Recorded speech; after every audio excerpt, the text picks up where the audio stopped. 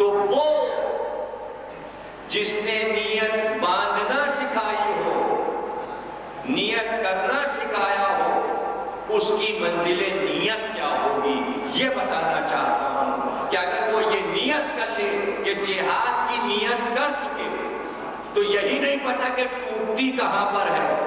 جب پتہ ہی نہیں تو نیت کی حفاظت کیسے ہوگی؟ حفاظت کیسے ہوگی؟ علم دیا، گھوڑے پہ سوار کیا، گھوڑے کا رخ خیبر کے میدان کی طرف تھا.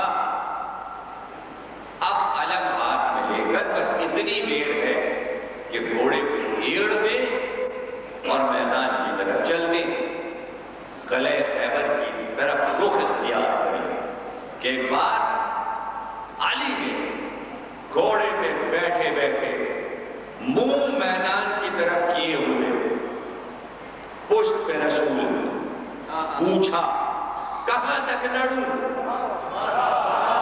تو ادب تو یہ تھا کہ مڑ کے کہتے یا رسول اللہ کتنا لڑوں، کہاں تک لڑوں؟ لیکن منہ ہلائے بغیر پوچھا کہاں تک لڑوں؟ کہ جب تک ایک ایک یہودی لا الہ نہ کہہ لے علی تلوار نہ رکے. جواب سنتے ہی ایڑ دی، گھوڑا بڑھ گیا. کوئی پوچھے تو کہ رسول کا ادب کیا ہوا؟ کہ یہاں مسئلہ یہ نہیں ہے، مسئلہ یہ ہے کہ میدان جہاد کی طرف رخ کر کے جہاد کی نیت کر چکا تھا. اگر نیت کو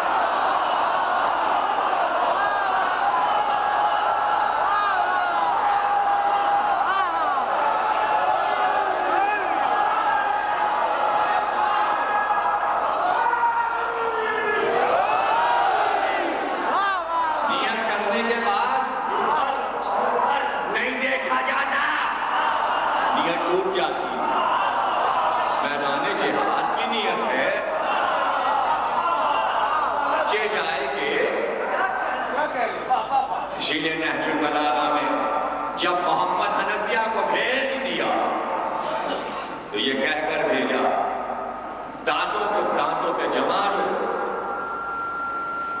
اور سیسا پگھلائی ہوئی دیوار بن جاؤ کہ ایک قدم بھی پیچھے نہ ہٹے، چاہے لشکروں کی یلغار ہو جائے لیکن تم ایک قدم بھی پیچھے نہ ہٹو. لشکر کو روکتے جاؤ، حملے کو روکتے جاؤ، کوشش کرو کہ آگے بڑھتے جاؤ، پیچھے نہیں ہٹنا ہے. سیسا پھیلائی ہوئی دیوار پر خطبہ موجود ہے جو بیٹے کو خطبہ دی. ایسے میں کہ جہاں حملے ہو رہے ہوں، تیر چل رہے ہوں، میدان جنگ گرم ہو، چاروں طرف موت منڈا رہی ہو اور ایسے میں ہوش و حواس اتنے ہو کہ علم و ادب کی گفتگو ہو جائے. کوئی آج کر کے دکھا دے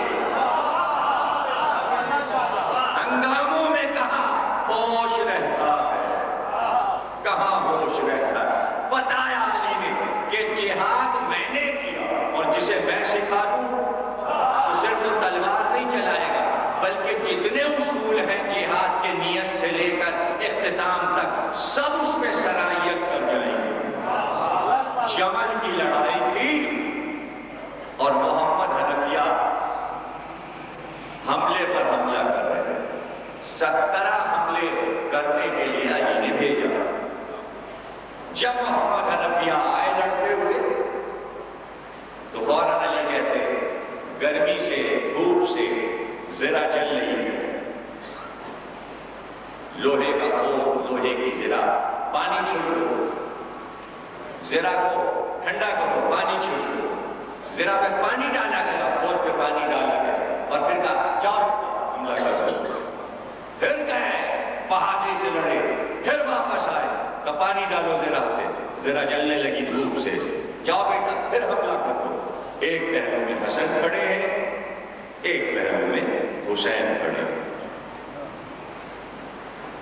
اور بار بار لڑنے کو بھیجے جا رہے ہیں، بار بار لڑنے کو بھیجے جا رہے ہیں.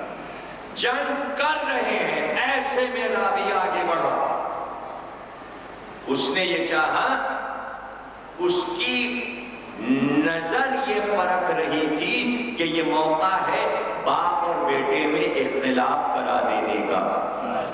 کچھ لوگ اس لیے بھی میدان جہاد میں اپنا کام دکھانے جاتے رہے ہیں.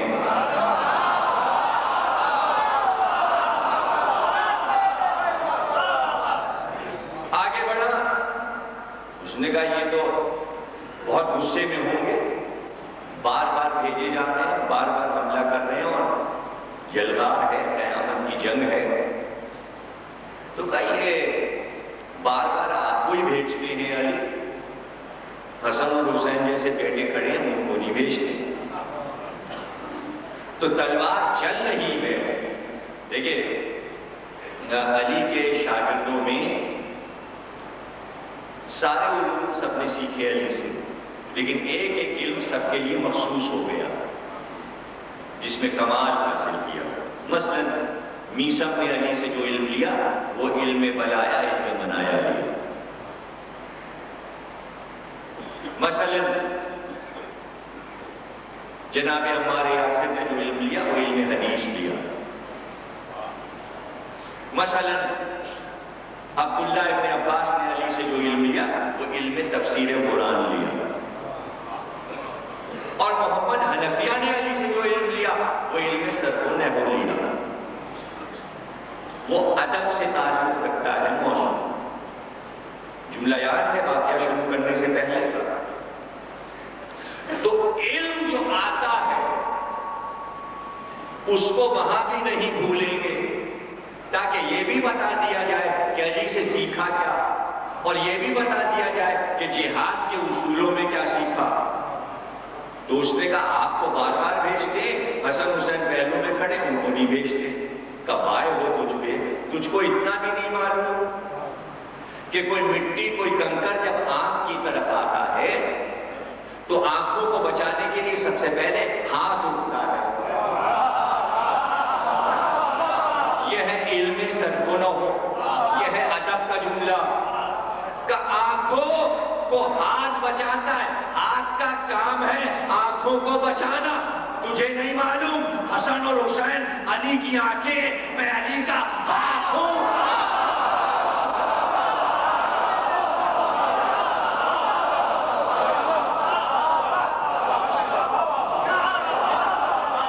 دیکھیے جہاد ہو رہا ہے اور ادب چل رہا ہے. تو آپ کیا سمجھے کہ وہی میدان جنگ میں ادب ہے؟ نہیں، وہاں سے یہاں تک ادب ہے. علی کا گھرانہ ہے نا، وہی آدمی گھوم کے اب علی کے پاس آیا کہ وہاں تو کام چلا نہیں، اب یہاں کام چلا ہے. اور جا کے پہلو میں کہنے لگا یہ بار بار آپ محمد حنفیہ کو بھیجتے ہیں، حسن اور حسین کھڑے میں ان کو حملہ کرنے کو نہیں بھیجتے. وہی جملہ جو بیٹے نے کہا تھا باپ نے کہا اب آئے ہو تجھ پر، تجھ کو یہ نہیں پتا ہے کہ حسن اور حسین رسول اللہ کے بیٹے ہیں، محمد حنفیہ میرا بیٹا ہے، میں نبی کے بیٹوں کو بچا رہا ہوں اپنے بیٹوں.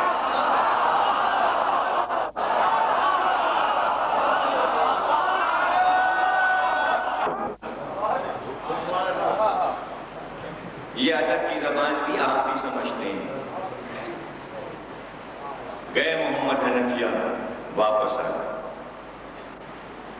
ایک بجلی سی چمکی اور کوئی سوار علی کے پہلو سے ہٹا اور تیز رفتار سے کوڑا گیا. اور دیکھنے والوں نے دیکھا کہ حصار ٹوٹا اور بلندی سے کچھ گرا.